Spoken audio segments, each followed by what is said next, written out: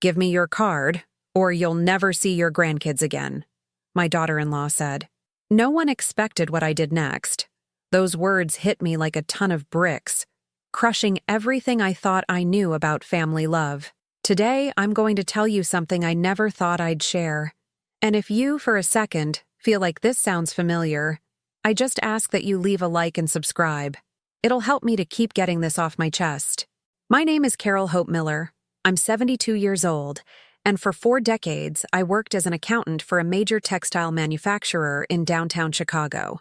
My hands, now wrinkled and spotted with age, once managed millions of dollars in investments and assets for that company. I knew every cent, every asset, every capital movement as if it were my own money. It was Tuesday morning when Jessica, my daughter-in-law, uttered those poisonous words in my own kitchen.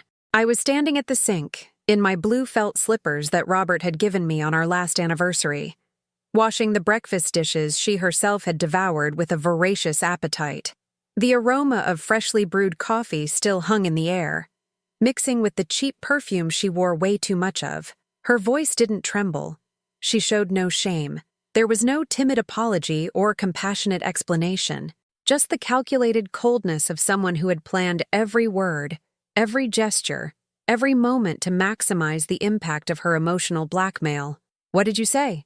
I asked, turning to her with my hands still wet and soapy. Jessica was sitting at my oak table, the one I bought 30 years ago with the first dividend I ever received from the company's stock.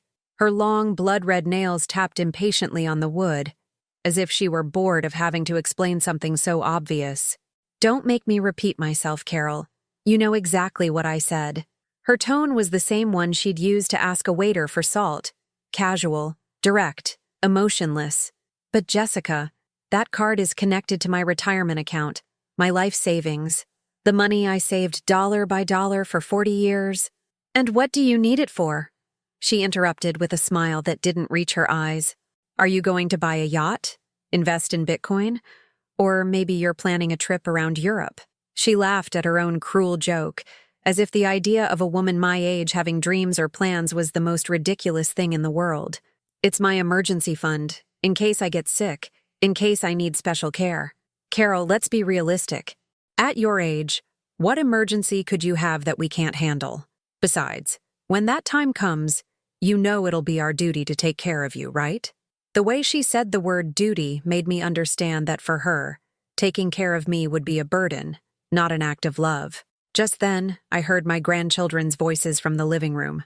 Leo, 8, was laughing at cartoons, while Sophie, 6, sang a song she'd learned in school. Their voices were my favorite music, the melody that gave meaning to my lonely mornings and long afternoons. "My grandkids," I whispered, feeling my throat tighten. "Exactly. Your grandkids." Jessica got up from her chair, walked over to me, and placed a hand on my shoulder that felt more like a claw than a gesture of affection. "Leo is starting to ask why he can't have the sneakers all his classmates are wearing. Sophie needs ballet lessons, but we don't have the money to pay for them. Do you know what it's like to see your children being less than others because their grandmother is selfish?" Every word was a calculated stab. She knew exactly where to strike to cause maximum emotional damage. "I have never been selfish with you. Every month I give you money for the kids' expenses. I pay for vacations. I buy their clothes. And what's that? Crumbs, Carol. Crumbs from what you have stashed away like a treasure no one can touch. Do you know how much money you have in that account? Over $250,000. Money that's just sitting there while your grandkids can't enjoy even a small part of their grandmother's fortune. How did she know the exact amount of my savings?" The question shot through me like a cold bolt of lightning. Had she been checking my bank statements? Had Mark given her access to my financial information? That money. I saved it my entire working life. I invested in stocks when no one believed in me. I bought small amounts of gold when the market was low. I kept my dollars safe when others spent without a thought for the future. Yeah, we know your financial success story. But what good is it being a secret millionaire if your own grandkids can't benefit from your wealth? Jessica returned to the table and sat with her legs crossed, adopting a posture that made it clear she wouldn't leave without getting what she wanted. "Look, Carol, I'm going to be straight with you because I think you deserve honesty. Mark lost his job 3 months ago. The construction firm he worked for went under. We have no income, no savings, and in 2 weeks, we're going to be evicted from our apartment. Her voice softened slightly, adopting a more motherly, more manipulative tone. We need $50,000 to catch up on rent and have some capital so Mark can start his own auto repair shop. It's an investment in your family's future, in your grandkids' well-being. But why didn't you tell me sooner? We could have looked for other solutions. I could have helped in another way. Like what, Carol? With your $500 a month? With your little birthday gifts? Don't be naive. The only real way to help us is to give us access to your real money. I leaned against the sink, feeling my legs begin to tremble. It wasn't just the conversation. It was the way Jessica looked at me, as if I were an obstacle between her and something that belonged to her by right. And if you don't agree, Carol, we're going to have to move far away from Chicago. Very far. Mark already has a contact in Houston who can give him work, but we'd have to leave immediately. And of course, we wouldn't be able to keep bringing the kids to visit you every weekend. The threat hung in the air like a toxic cloud. It wasn't just that I wouldn't see my grandchildren. It was that they would be taken away as punishment for not handing over my entire life converted into dollars. Jessica, please. My grandkids are my whole life. Without them, then you know what you have to do. She stood up again and walked toward the kitchen door. I'm not asking for charity, Carol. I'm offering you a chance to be a real part of this family, to invest in our future, to prove that your grandkids mean more to you than numbers in a bank account. She paused in the doorway and looked at me over her shoulder. You decide today, Carol. Your card and the pin, or your grandkids. But let's be clear, there's no middle ground. Either you trust us completely, or we can't trust that you really love us. And with those words, she left the kitchen, leaving me alone with the echo of my ragged breath and the sound of my grandchildren's innocent laughter coming from the living room, oblivious to the cruel blackmail their mother had just executed with the precision of a surgeon and the coldness of an executioner. That night, I couldn't sleep.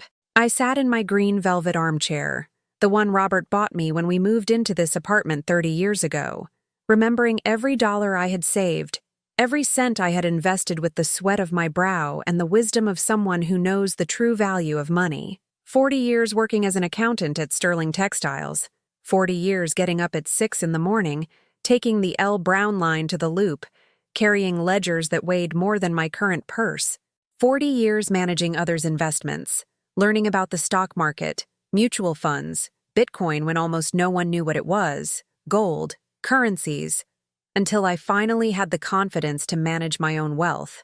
I remembered the day I opened my first savings account. I was 25 and had just gotten my first real job. The bank manager looked at me with that condescending smile they reserve for young women who think they understand finance. Miss Miller, are you sure you want to open an investment account? Wouldn't you prefer a traditional savings account? I want an account where my money works for me, not where it sits dormant waiting for me to die, I replied with the determination of someone who had grown up watching her mother hide cash under the mattress because she didn't trust banks. And so I began, $50 a month, then $100, then $200. Every raise, every dividend received, every small gain from my investments, all went back into my capital account. I lived minimally, wore simple clothes, cooked at home, walked instead of taking taxis, bought used books instead of new ones. Robert used to joke with me, Carol, you have more money than many businessmen, but you live as if you're poor. And I'd reply, I have money precisely because I live as if I'm poor. The day I start spending like I'm rich, I'll be poor again. When Mark, my only son, was born, I already had a small fortune accumulated. Not millions, but enough to ensure he never lacked anything essential. I paid for the best private schools in Chicago, private tutors for English and math, summer camps, everything I never had. When Mark turned 18 and decided to study industrial engineering, I sold some of my most profitable stocks to pay for a prestigious university. When he graduated and wanted to buy his first car, I gave him the money without asking for it back. When he married Jessica, I paid for half the wedding and their honeymoon to Greece. When my grandchildren, Leo and Sophie, were born, I opened savings accounts for each of them. Every month, I deposit $200 into each account. By the time they turn 18, they will each have over $50,000 for their college education. But never, in all these years, had I given full access to my money to anyone, not even to Robert when he was alive. He had his own account, I had mine, and we had a joint account for household expenses. That was our way of maintaining independence within the marriage. Money shouldn't be a source of power between spouses, Robert used to tell me. Each person should have their financial freedom. What an irony that now, a widow and alone, my own daughter-in-law wanted to take away the freedom that not even my husband dared to touch. The next morning, after that sleepless night, I decided to call Mark directly. Maybe Jessica had acted on her own. Maybe my son knew nothing about the blackmail his wife had executed in my kitchen. "Hi, sweetie," I said when he answered the phone, using the pet name I'd used since he was a little boy. "Mom, good thing you called. Jess told me you two had an important conversation yesterday." My heart sank. He already knew. "Mark, honey, did you really lose your job?" "Yeah, Mom. The company shut down 3 months ago. It's been really tough for us. And why didn't you tell me sooner? You know I've always helped you when you've had problems." There was a long pause. Too long. "Because we knew you'd offer us money to survive, not to thrive. Mom, we need real capital to start a business, to secure your grandkids' future. We can't keep living off your charity month to month." Charity. My son had called all my gifts, all my help, all my love converted into dollars, charity. "Mark, I never saw my help as charity. It's a mother's love, it's—" "Mom, please. Let's be adults. You have over $250,000 saved. You live alone in an apartment that's already paid off. Your pension covers all your expenses. You have no debt. That money is just sitting there, not producing anything, not helping anyone. That money is my security, honey. If I get sick, if I need special care, and what are we? Aren't we going to take care of you when the time comes? Mom, you're being selfish. Your grandkids could have a better education, better opportunities, but you'd rather sit on your money like a mother hen on her eggs." His words hurt more than Jessica's, because they came from my son. From the boy I held when he had nightmares, whom I comforted when he fought with his friends, whom I nursed when he got sick. "Mark, do you really think I'm selfish?" "Mom, I think you're scared. Scared of not having control. Scared of trusting us. Scared of truly being part of this family instead of just being the grandma who gives gifts once in a while. I have always been part of this family." "No, Mom. You've been a benefactor. There's a difference. A benefactor gives from above, from a distance. A family shares everything, trusts everything, hides nothing." I was speechless. Was what he said true? Had I been maintaining emotional distance through financial control? "Look, Mom, I'm going to be honest. If you don't help us now, for real, with full access to the funds we need, we're going to have to move to Houston. I have a job opportunity there, but we'd be very far from you. Mark, don't threaten me with—" "It's not a threat, Mom.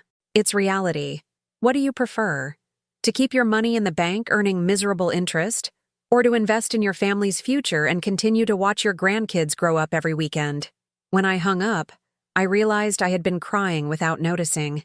The tears had soaked my blue silk blouse, the one I wear on Sundays to see my grandkids because Sophie says it makes me look like a princess grandma. I went to the kitchen and made myself a cup of chamomile tea. While I waited for the water to boil, I looked at the photos stuck to my refrigerator. Leo on his first day of school, in his new uniform and his toothless grin. Sophie at her dance recital, dressed as a pink ballerina, with a flower crown I had made for her myself. What was more important, my financial security or my grandchildren's happiness? Was I really being selfish for wanting to maintain my economic independence? Or was I naive for not trusting that my own family would take care of me if I ever needed it? That afternoon, when Leo and Sophie came to visit as they did every Wednesday, I noticed something different in their behavior. They were quieter, clinging to me more than usual. "Grandma Carol," Sophie said as we were watching TV on the sofa, "is it true we might be moving far away?" "Who told you that, my love?" "Mommy told Daddy last night." She said, if you don't help us, we're going to have to go live in another city. Leo, who was coloring in his book, looked up at me with those big, sad eyes he had inherited from his father. Grandma, I don't want to go. My school is here, my friends are here, and you're here. If we leave, when will we see you? In that moment, I understood the true cruelty of the blackmail. They weren't just using my grandchildren as bargaining chips. They were using them as messengers for the blackmail, burdening them with an emotional responsibility that was not theirs to bear. My grandchildren believed that if I didn't help enough, they would lose their grandmother. And I knew that if I didn't give in to the blackmail, I would lose my grandchildren. It was a perfect trap. And I was right in the middle of it. 3 days after that heart-wrenching conversation with my grandchildren, I made a decision I thought was the right one. I put on my best gray pantsuit, the one I used for important meetings at the company, and walked to the Bank of America branch on Michigan Avenue. The smell of new paper and disinfectant greeted me as always, but this time it didn't calm me. My hands trembled slightly as I waited in the priority line, the one I'd been assigned for being a preferred client for over 30 years. Good morning, Mrs. Miller. Michael Harris, my financial advisor for the past decade, greeted me. How can I help you today? Michael, I need to make a significant transfer and I also want to add my daughter-in-law as a joint account holder on my main account. Michael looked at me over his glasses with the expression bankers get when someone is about to do something financially irresponsible. Are you sure, Mrs. Miller?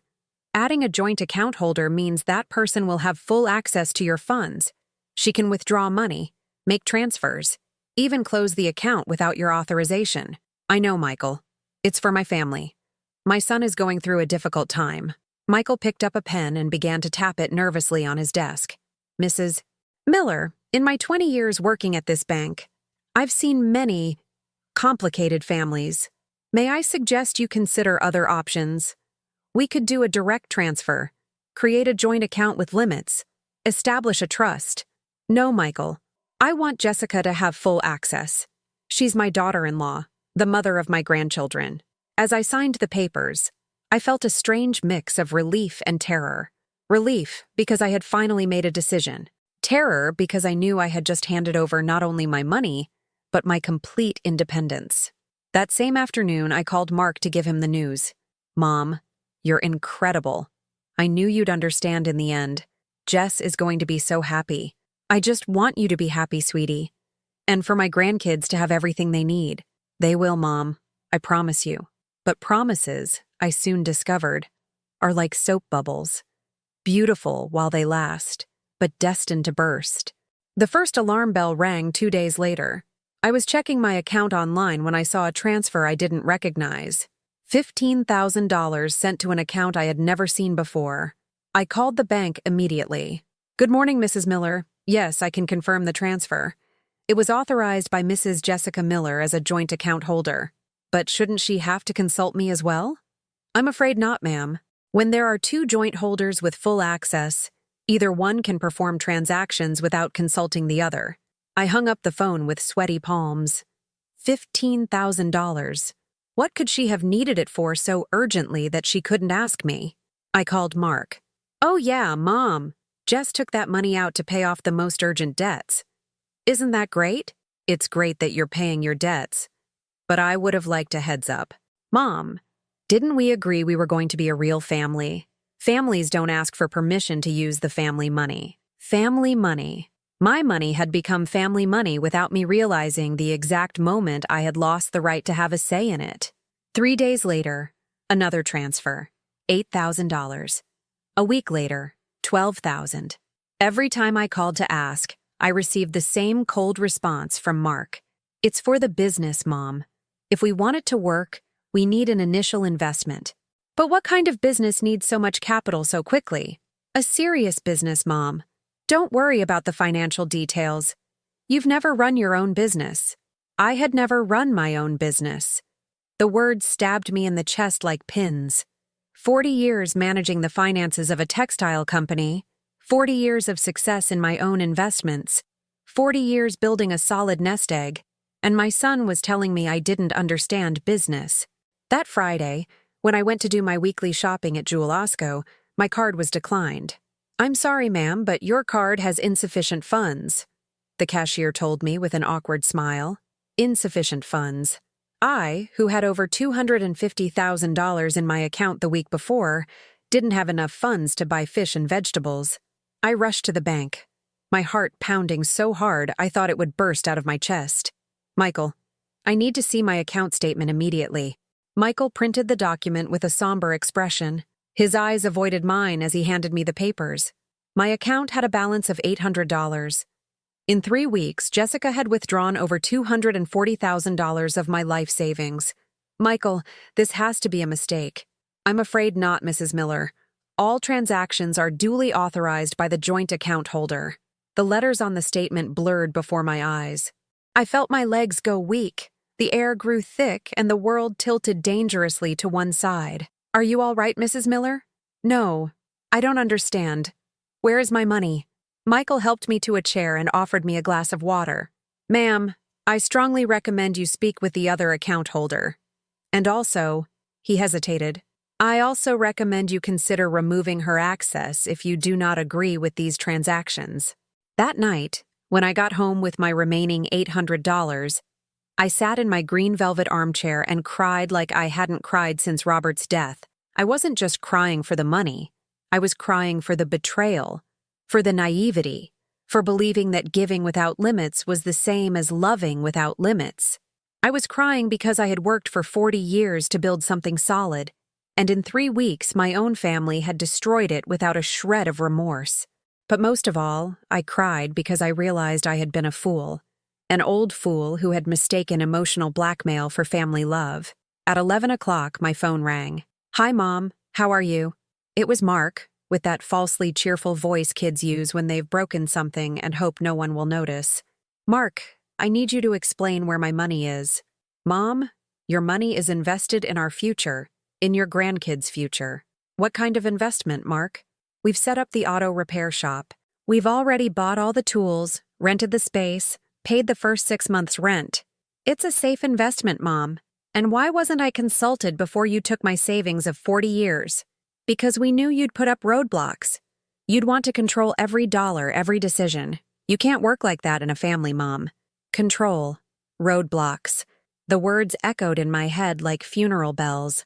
Mark, I just wanted... Mom, it's done.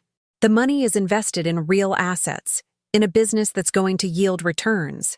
It's not like it's lost. But it was my money, Mark. My security. My independence. It was dead money in the bank, Mom. Now it's money that's working, producing, that's going to multiply. You should be proud of what we've accomplished. When I hung up the phone, I realized something terrifying. My son felt no guilt. He felt no remorse. In his mind, he had done something good for the family.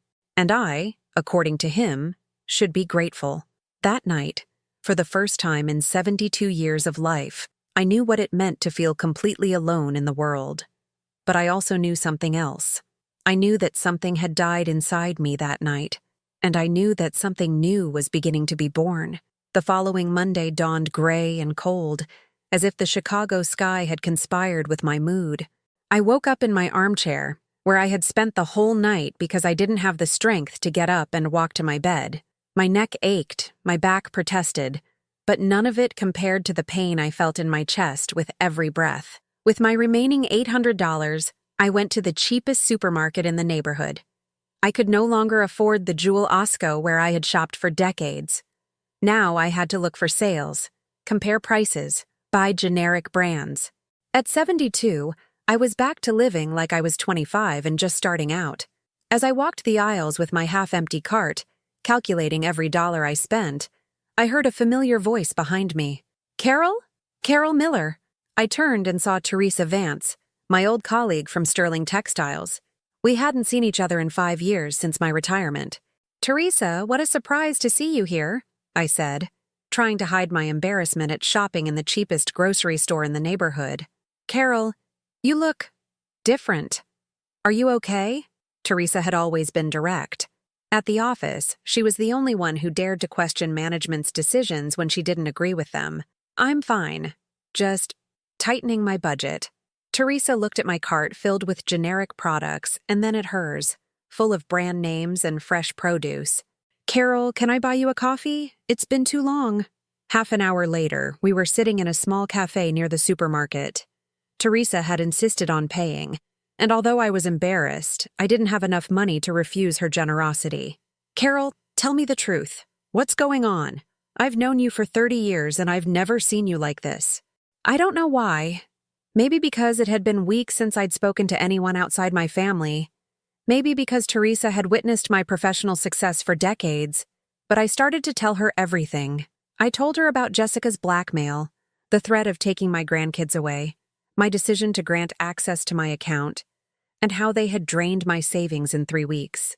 Teresa listened without interrupting, but I saw her expression change from surprise to indignation, and then to something that looked like contained fury. "Carol, are you telling me your family stole over $240,000 from you in 3 weeks? It's not stealing, Teresa. It's a family investment. Mark says the money is working in the business." "Carol!" Teresa slammed her palm on the table, making several people look at us. "They robbed you.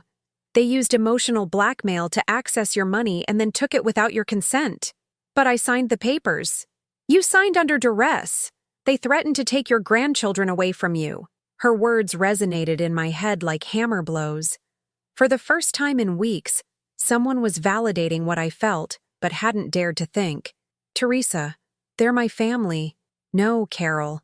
Family doesn't do this. Family doesn't threaten. Family doesn't blackmail. Family doesn't empty their elders' bank accounts without permission." She leaned forward and took my hands. "Carol, listen to me carefully. Your daughter-in-law is a criminal. Your son is an accomplice. And you are the victim of family fraud. But what can I do? If I report them, if I make a scene, I'll really lose my grandkids for good. Carol, when was the last time you saw those grandkids you're so worried about losing?" The question hit me like a bucket of cold water. I tried to remember. "It's been 2 weeks. Since I gave them access to the account, they haven't come to visit." "And when was the last time Mark called you for anything other than asking for money or justifying why they took your money?" Another question that made me stumble. Mark hadn't called to ask how I was, if I needed anything, if I felt okay. He only called to explain why my savings were disappearing so quickly. "Carol, you've already lost them. The difference is that now you've also lost your money and your dignity." Her words were harsh, but I felt that for the first time in weeks, someone was telling me the truth. "What would you do in my place?" I asked her. "I'd go to the police tomorrow morning. Then I'd go to the bank and request all the transaction records. Then I'd hire the best lawyer I could afford and get back every single dollar they stole from me." "But Teresa, I don't have money for lawyers." "Carol, there are lawyers who take cases like yours on contingency, especially when there's this much money involved." That night, for the first time in weeks, I slept in my bed. Not because I felt better, but because I had made a decision. The next day, early in the morning, I put on my gray pantsuit, combed my hair carefully, and walked to the nearest Chicago Police Department precinct. "Good morning. I'm here to report a case of family fraud," I told the officer at the front desk. "Family fraud? My daughter-in-law and my son emptied my bank account using emotional blackmail. I want to press charges." The officer looked at me with a mix of surprise and compassion. "Ma'am, are you sure you want to report your own family?" "I'm sure I want to report the people who stole 40 years of my life savings." Half an hour later, I was sitting across from Officer Monica Evans, a woman in her 40s who explained that cases of financial abuse against seniors were more common than I thought. "Mrs. Miller, I need you to tell me everything from the beginning, and I want you to know that you have rights, regardless of whether the perpetrators are your family or not." I told the whole story again, this time without justifying Mark and Jessica's actions, without trying to find excuses for their behavior. Just the cold, hard facts. "Do you have proof of the threats?" I didn't record the conversations, but I have witnesses to their behavior. My next-door neighbor heard Jessica yelling at me last week. "And do you have the bank statements showing the unauthorized transfers?" "Yes, all of them. The bank gave me copies of everything."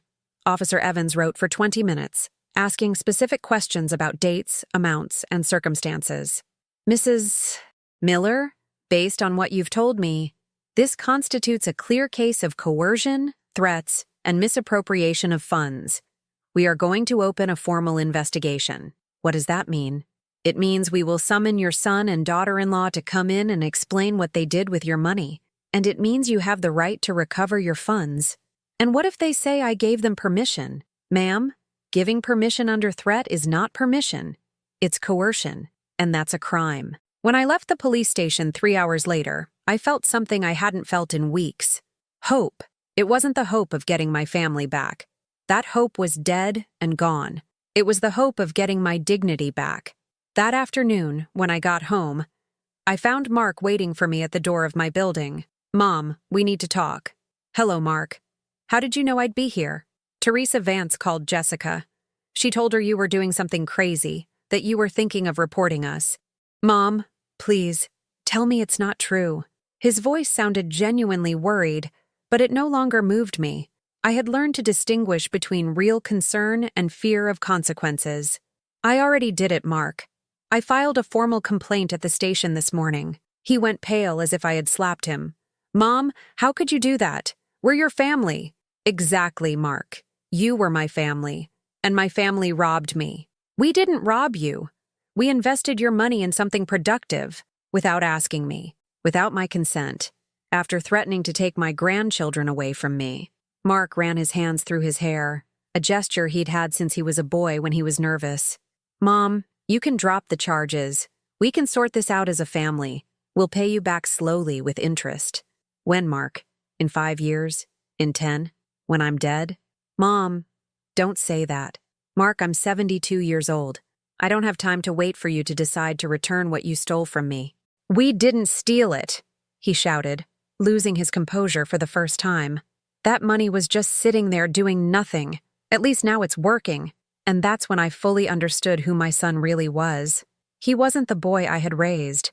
He was a stranger who believed he was entitled to his mother's wealth just for existing. Mark, when the police summon you, I hope you have all the receipts for the business. Because they're going to want to see exactly what my $240,000 were spent on. He fell silent, and in that silence, I understood something else. There were no receipts. There was no business. There was nothing. There was just a son and a daughter-in-law who had squandered my life savings in 3 weeks, and now they had to face the consequences of their actions. 2 weeks after filing the report, my phone rang at 6 in the morning. It was Jessica, and her voice sounded different. She was no longer the cold, calculating woman who had blackmailed me in my kitchen. Now she sounded desperate, almost pleading. Carol, please, we need to talk. You have to drop this complaint. Good morning, Jessica. I have nothing to talk to you about. Carol, please listen to me. The police came to our house yesterday. They summoned us for Thursday. This is getting out of control. It's not getting out of control, it's getting resolved. Carol, do you realize what you're doing? You could send your own son to prison. Her voice broke on the last word, but it no longer evoked any sympathy from me. For weeks I had cried for them, suffered over their situation, sacrificed my security for their well-being. Now it was their turn to suffer the consequences. Jessica, you two got my son into this mess when you decided to rob his mother. I'm just asking for justice. We didn't rob you. We've explained it 1,000 times. The money is invested. In what, Jessica? What exactly is it invested in? There was a long silence. Too long. In Mark's auto repair shop. What shop, Jessica? Because the police investigated and there's no shop registered under Mark's name. There's no rented space, no incorporated business. Another silence. Longer this time. Carol, please. The children, think about Leo and Sophie. If Mark goes to prison, what will happen to them? And there it was again. The emotional blackmail. Using my grandchildren as a shield for their crimes. Jessica, you should have thought about Leo and Sophie before you stole from their grandmother. It's too late now. Carol, please, we can pay you back the money, all of it, I promise. With what money, Jessica?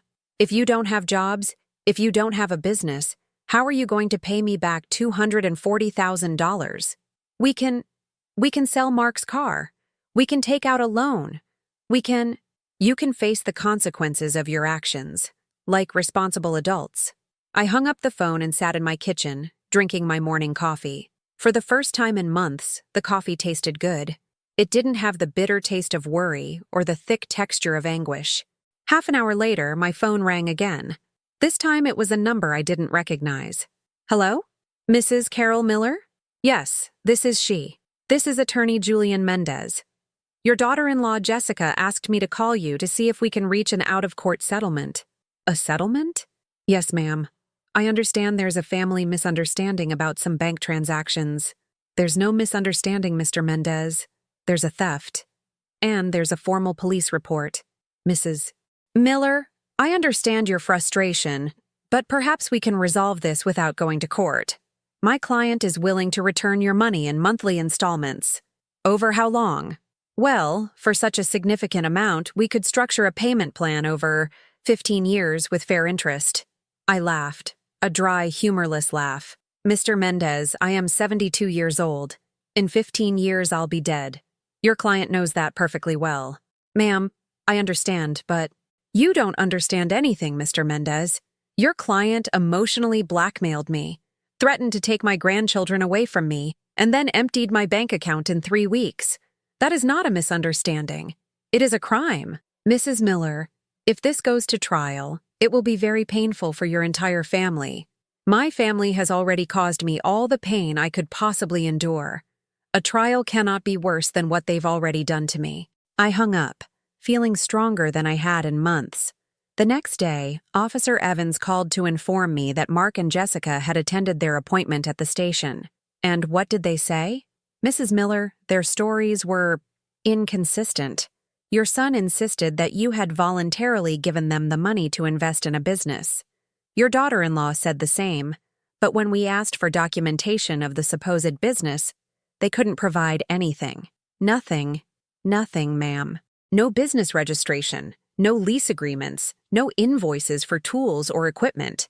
There is no evidence they invested your money in anything productive. So what did they do with my money? From what we could gather, it seems they paid off personal debts, bought a new car, made some significant purchases of clothes and electronics. And the rest? They simply spent on daily living. I sat down heavily in my chair. $240,000. 40 years of my life's work. Squandered in 3 weeks as if it were pocket change. What happens now? The district attorney is reviewing the case. They will most likely be formally charged with aggravated embezzlement and coercion. We're talking several years in prison, especially considering the age of the victim and the family relationship. That afternoon, as I walked through Lincoln Park trying to process all the information, my phone rang again. It was Leo, my 8-year-old grandson. Grandma Carol, why are Mom and Dad so sad? My heart clenched. I had been so focused on my pain and indignation that I had forgotten that my grandchildren were also suffering the consequences of their parents' actions. Hi, my love. How did you get my number? I asked Mom for it. Grandma, Mom says you're mad at us and that's why you don't visit anymore. Leo, my sweet boy, I'm not mad at you or Sophie. I could never be mad at you. Then why don't you come see us? We miss you so much. Tears started rolling down my cheeks. My poor grandchildren turned into collateral damage of their parents' greed. Leo, it's complicated to explain, but your parents and I have a grown-up problem. Like when Mom and Dad fight? Yes, something like that. But I want you to know that I love you and Sophie very much. And that will never change. Grandma, can you come tomorrow? Sophie has a show at school and she wants you to be there. My heart broke into 1,000 pieces. How could I explain to an 8-year-old boy that I couldn't go see his sister because his parents had robbed me and threatened to never let me see them again? Leo, my love, I can't come tomorrow, but I want you to tell Sophie that I'll be thinking of her and that I'm so proud. But when will you come see us? I don't know, Leo, but I promise that if I ever can, I will come right away. When I hung up, I cried for an hour sitting on a park bench. I wasn't crying for the money. I wasn't crying for Mark or Jessica. I was crying for Leo and Sophie, who were paying the price for something they didn't do, didn't understand, and didn't deserve. That evening, Teresa called to tell me she had heard through other neighbors that Mark and Jessica were telling a very different version of the story. Carol, they're saying you're getting senile, that you gave them the money and now you don't remember. They're saying this is revenge because you won't let them raise their kids the way they want. And people believe them? Some people do. Others don't. But Carol, You have to be prepared for them to try and use that as a legal defense. Can they do that? They can try. That's why it's important that you have all your documents in order to prove that you are completely lucid and capable of managing your own affairs. That night, I realized the battle was just beginning. It wasn't just about getting my money back. It was about defending my sanity, my dignity, my right to decide over my own life. But for the first time in months, I felt ready to fight, because I had finally understood something fundamental. Sometimes, the greatest love you can give is to refuse to let them destroy you in the name of that love. And I had decided that they were not going to destroy me, not without a fight. The trial came 4 months later, on an October day when the leaves of the trees in Chicago began to fall like golden tears on the wet sidewalks. I dressed in my best black suit, the one I had saved for solemn occasions, and walked to the county courthouse with firm steps but a racing heart. Teresa had insisted on accompanying me, and her presence by my side gave me the strength I needed to face what was coming. In these months, she had become more than an old colleague. She was the sister I never had, the friend who reminded me who I was before my own family convinced me I was worthless. The prosecutor, a young man named Charles Reed, had explained to me days before that the case was solid. The bank records were clear. The testimonies from the bank employees confirmed the circumstances under which I had signed the papers, and the investigation had shown that no real business existed where they had invested my money. Mrs. Miller, I want you to know we're going to ask for the maximum sentence. This type of abuse against senior citizens must have severe consequences, he had told me with a reassuring determination. When I entered the courtroom, my heart nearly stopped. There were Mark and Jessica sitting next to their lawyer, but what struck me most was seeing Leo and Sophie in the front row, next to Jessica's mother, my grandchildren, my little treasures. Leo was wearing a small suit that was too big for him, as if they had bought it in a hurry for the occasion. Sophie was wearing a blue dress I had given her for her last birthday, back when we were still a happy family. When they saw me enter, Leo gave me a shy smile and raised his hand to wave. Sophie hid behind her grandmother, confused by everything that was happening. I sat on the opposite side of the room, trying not to look at them because I knew if I did, my resolve would crumble like a sandcastle. The judge, an older man with a gray beard and a serious expression, opened the session by explaining the charges: aggravated embezzlement, coercion, and financial abuse of an elder. The prosecutor presented his case with surgical precision. He showed the bank statements, the unauthorized transfers, the testimony from the bank. He explained how Mark and Jessica had used emotional blackmail to access my assets, and then squandered them on personal expenses. Your Honor, we are looking at a classic case of family financial abuse. The victim, a 72-year-old woman, was threatened with losing contact with her grandchildren if she did not hand over total control of her life savings. Once they gained access, the defendants emptied the account in 3 weeks, spending the money on a luxury car, clothes, electronics, and personal expenses. There is no evidence of any legitimate investment. When the defense attorney began to speak, I felt nauseous. Your Honor, my client Mark Miller is a devoted son who only wanted to help his mother make more productive use of her savings. Mrs. Carol Miller, due to her advanced age, had developed an unhealthy obsession with money, refusing to enjoy it or allow her family to benefit from it. An unhealthy obsession? For wanting to maintain my financial independence? The decision to invest in the family business was made jointly. It's true the business did not prosper as they had hoped, but that does not constitute a crime. It is an unfortunate family investment that went wrong. The prosecutor stood to object. Objection, Your Honor. There is no evidence of any business. There is no business registration, no invoices, no documentation whatsoever to support the defense's version. Then came the moment I had dreaded most. I was called to testify. I walked to the witness stand with trembling legs, aware that Mark and Jessica were staring at me, aware that my grandchildren were also watching, not understanding why their grandmother was in a courtroom speaking against their parents. The prosecutor asked me direct questions about the facts. I told him about Jessica's threat in my kitchen, about the emotional blackmail, about how they convinced me to sign the bank papers. Mrs. Miller, did you at any point specifically authorize the transfers that emptied your account? No, sir. I never authorized them to withdraw all my money at once. I thought they would use small amounts for family emergencies. And did you know that in 3 weeks they would spend $240,000? If I had known that, I would never have signed those papers. Then it was the defense attorney's turn. His strategy was exactly what Teresa had predicted. Mrs. Miller, isn't it true that you sometimes forget things? Isn't it true that in recent years you've had memory problems? No, sir. My memory is perfectly fine. But isn't it true that you sometimes repeat the same stories over and over? All older people repeat some stories. That doesn't mean we have dementia. Mrs. Miller, isn't it true that you were always very controlling with money, even with your late husband? The question hurt me deeply, but I maintained my composure. Sir, having control over my own finances is not being controlling. It's being responsible. And isn't it true that you systematically refused to help your family when they had financial difficulties? That is false. For years, I gave them money regularly, paid for my grandchildren's education, and contributed to all their major expenses. But always maintaining control, right? You never allowed your family to have direct access to the resources that could improve their lives. In that moment, something clicked in my mind.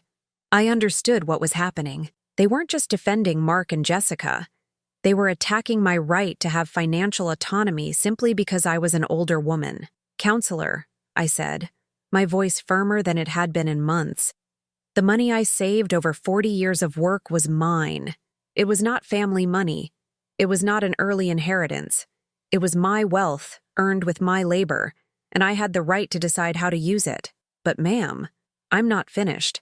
The fact that I wanted to maintain my economic independence did not give them the right to emotionally blackmail me or to empty my bank account. The fact that I am older does not mean I lose the right to manage my own money. The lawyer tried to interrupt, but I continued. And the fact that they are my family did not give them the right to steal from me.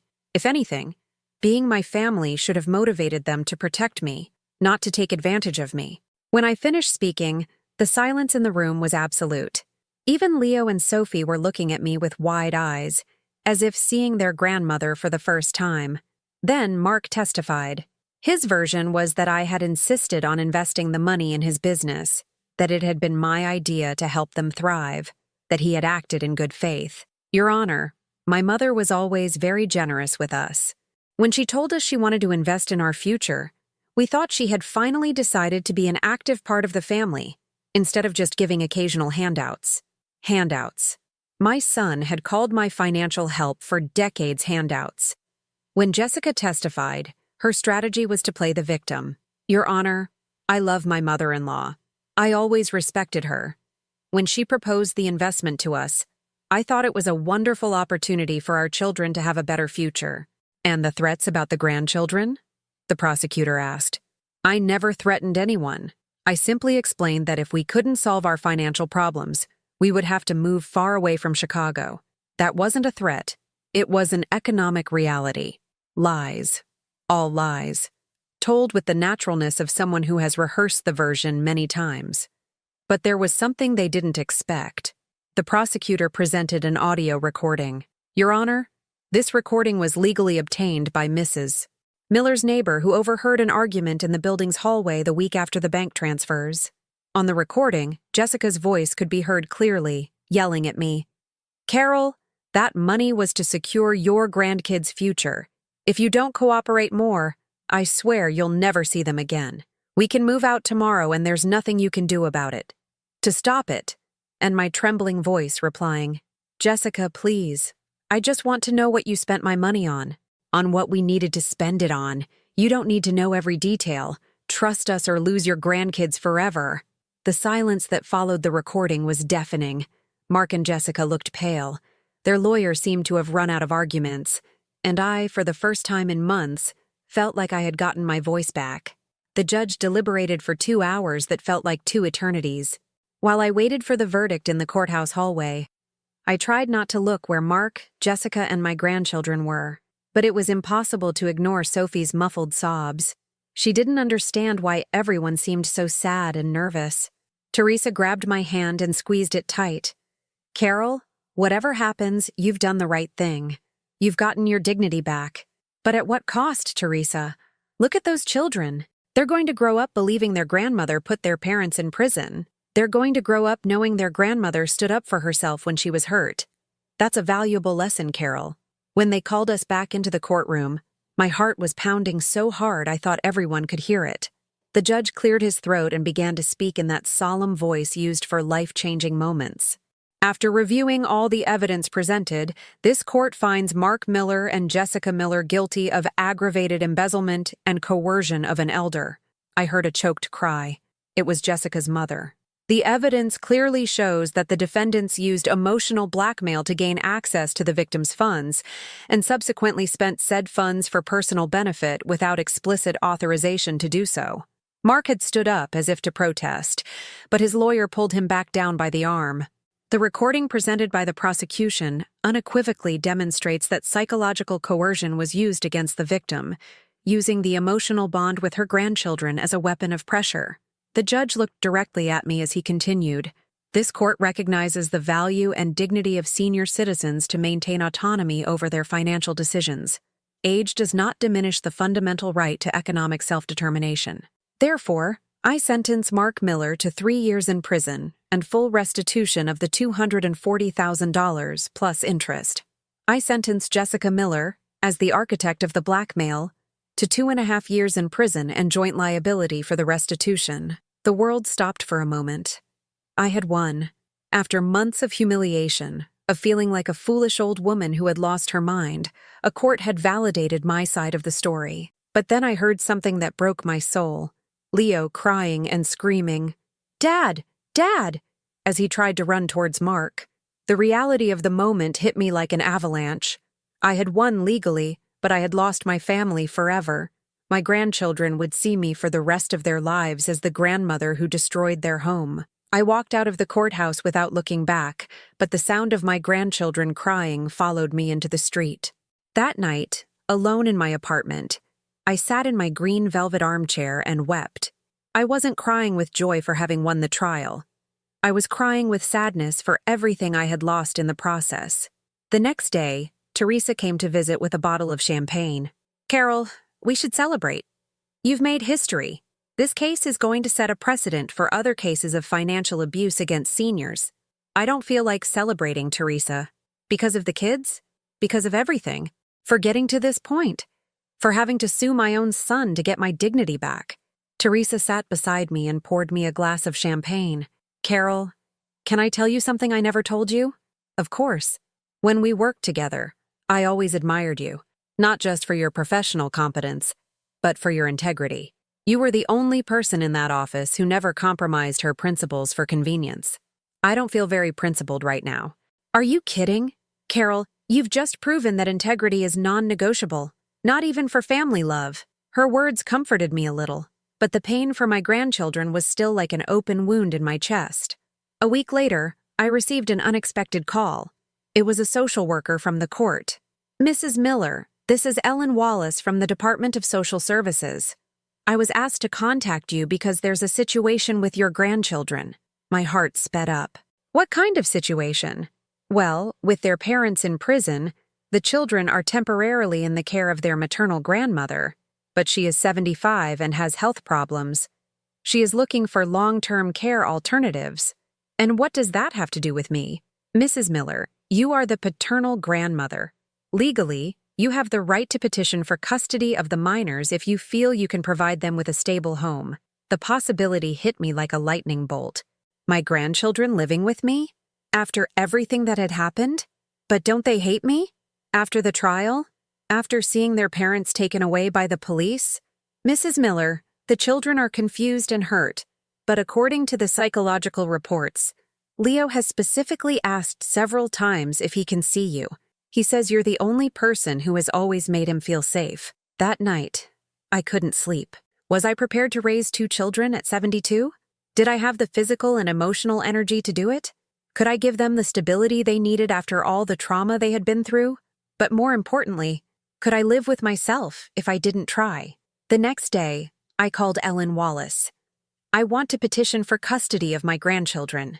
2 weeks later, Leo and Sophie arrived at my apartment with 2 small suitcases and an enormous sadness in their eyes. Their maternal grandmother had brought them, and she thanked me through tears for taking them in. "I can't do it anymore, Carol. My health doesn't allow me to care for 2 active children, and they need stability." That first night was the hardest. Leo sat on the sofa and looked at me with those big, serious eyes that reminded me so much of Mark when he was little. "Grandma, Carol, are Mom and Dad getting out of jail soon?" "Not very soon, my love. They're going to be there for a while." Was it your fault? The question hurt, but I knew I had to be honest. It was because of the decisions they made, Leo. I just asked for them to give me back something that was mine. Your money? Yes, my money. But more than that, my right to decide about my own life. Leo was thoughtful for a moment. "Grandma, do you still love us even though Mom and Dad did bad things?" "I love you more than anything in the world, Leo. You two did nothing wrong. You are the best thing in my life." Sophie, who had been quiet since she arrived, finally spoke. "Grandma, can we stay with you forever?" "If you want to, my love. If you want to." That night, as I tucked them into the room that had been my office and was now their bedroom, I realized something extraordinary. For the first time in months, my house felt like a home again. It wasn't the home I had imagined when I was young. It wasn't the perfect family I had dreamed of, but it was real. It was honest. It was built on mutual respect instead of emotional blackmail. And for the first time in a long time, that seemed like enough. More than enough. It was perfect. 6 months after Leo and Sophie came to live with me, my life had changed in ways I never could have imagined. Waking up each morning to the sound of their voices arguing over who would use the bathroom first, making nutritious breakfasts instead of my simple toast and coffee, checking homework I hadn't seen in decades, all of it had given me back a purpose I didn't know I had lost. But it wasn't easy. The first few months were a chaos of mutual adjustment. Leo, who had always been a sensitive child, developed recurring nightmares where he saw his parents being arrested over and over again. Sophie, meanwhile, became extremely attached to me, to the point of having panic attacks when she had to go to school because she was afraid I would disappear from her life, too. We had to go to family therapy. The psychologist, a young woman named Dr. Patricia Shaw, explained that the children were processing a deep trauma, the simultaneous loss of their parents, their previous home, and their emotional stability. Mrs. Miller, what these children need more than anything is consistency and transparency. They've lived through months of lies and manipulation. Now they need to know they can trust you. And that's exactly what I tried to give them. Brutal, but age-appropriate. Transparency. When Leo asked me why his parents had done what they did, I explained, "Sometimes, sweetie, people make very bad decisions when they're desperate. Mom and Dad were very worried about money, and instead of asking for help the right way, they decided to take something that wasn't theirs." "But why didn't you just say yes from the beginning?" Sophie asked me with that simple child's logic that is sometimes devastatingly precise. "Because the money they wanted was everything I had to take care of myself when I get older, my love. If I had given it all away, I wouldn't have anything now to take care of you or me." Gradually, they began to understand. Not that their parents were monsters, but that they had made very serious mistakes that had serious consequences. The legal process to formalize my custody took another 4 months. During that time, Jessica's mother tried several times to get supervised visits for Mark and Jessica, but both Leo and Sophie clearly stated that they didn't want to see them yet. "I'm very angry with Dad," Leo told me one night while we were doing his math homework. "Not because he's in jail, but because he made you cry so much."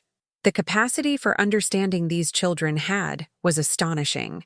Leo had started to act like a little protector with me, asking if I had enough money when we went to the supermarket, offering to help with chores, making sure I took my medications. Sophie, for her part, had become my constant companion. She helped me cook, told me everything that happened at school, and had developed a habit of hugging me spontaneously throughout the day, as if needing to constantly confirm that I was still there. The money I recovered from the lawsuit, because Mark and Jessica had to sell the car and liquidate everything they could to start paying restitution, I invested carefully. A portion went into an educational fund for Leo and Sophie, another part into improvements to the apartment to better accommodate 2 active children, and the rest I kept in conservative investments that would give me long-term security. I also hired a woman named Rosa, a retired teacher in her 60s, to help me with the children 3 afternoons a week. Not because I couldn't handle them alone, but because I recognized my physical limitations and wanted to ensure they had all the energy and attention they needed. One spring afternoon, while Leo and Sophie were playing in the park near our home, my phone rang. It was a number I didn't recognize, but when I answered, the voice was familiar. "Carol? It's Mark." My heart stopped. It was the first time I had heard his voice since the trial, 8 months ago. "Mark? How did you get my number?" "My lawyer helped me contact you. Carol, I need to talk to you. I need to apologize." "Where are you calling from?" "From prison. I'm allowed supervised calls once a week." There was a long silence. A part of me wanted to hang up immediately. Another part, the part that had been a mother for 35 years, needed to hear what he had to say. "How are my kids?" he asked, his voice breaking. "They're okay. They're healing. Can I talk to them? They're not here, and even if they were, I'm not sure they would want to talk to you." "Carol, please. I know I have no right to ask you for anything after what I did, but they're my children." "Mark, for months you threatened to take those children from me.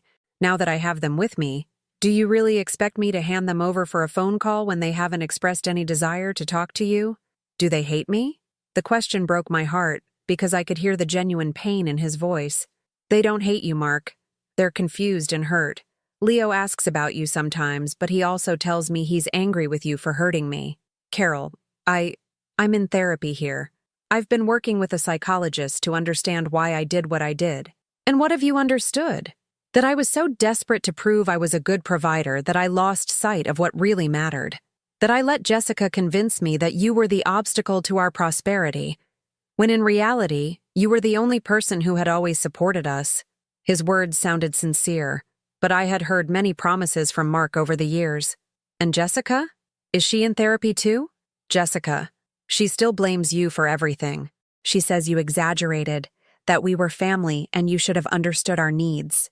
That told me everything I needed to know about whether Jessica had changed or not. "Mark, what do you really want from this conversation?" "I want you to know I'm sorry. I want you to know that I understand what we did was wrong. And I want to ask for your forgiveness." "For what, Mark? For taking my money or for threatening to take my grandchildren from me?" "For everything, Mom. For everything. For treating you like an obstacle instead of my mother. For letting Jessica talk to you like that. For spending your savings as if they meant nothing. For using my own children as weapons against you." For the first time in the conversation, his voice broke completely. "Mom, I've lost everything. My job, my money, my house, my freedom. But the worst part is I lost my children and I lost your respect. And I know I deserve it." "Mark, are you expecting me to forgive you?" "I don't know if I have the right to expect it. I just wanted you to know that I understand what I did, and that if I could turn back time, I would do everything differently." "What would you do differently?" "I would have come to you honestly when I lost my job. I would have accepted your help without conditions. I would have protected our relationship instead of risking it for money. I would have put my kids first." As he spoke, I saw Leo and Sophie running towards me from the park, their faces filled with joy over something they had discovered among the trees. "Mark, I have to go. The kids are coming. Can I call you again?" "You can call, but I can't promise you anything more than that. It's more than I deserve. Thank you, Mom." When I hung up, Leo looked at me curiously. "Who were you talking to, Grandma?" "Someone from my past, my love." "Someone important?" I looked at this extraordinary child, so perceptive, so resilient despite everything he had been through. He was important. But what's important now is you two. Leo smiled and took my hand. "Grandma, you know what we found in the park?" "What did you find?" "A tree that has our initials carved into it. Yours, mine, and Sophie's. Someone put them there before we even got here." "Really?" "Yeah. Sophie says it's magic, that it means this place was always our home, even before we knew it." As we walked back home, with Sophie skipping ahead and Leo telling me about the magic tree, I realized something profound. The family I had lost had been built on obligations, expectations, and emotional blackmail. The family I had found was built on mutual respect, honesty, and unconditional love. And for the first time in my life, I felt truly free. And if this story touched your heart, if you recognize something familiar in my words, please give it a like and subscribe to the channel. These stories need to be told.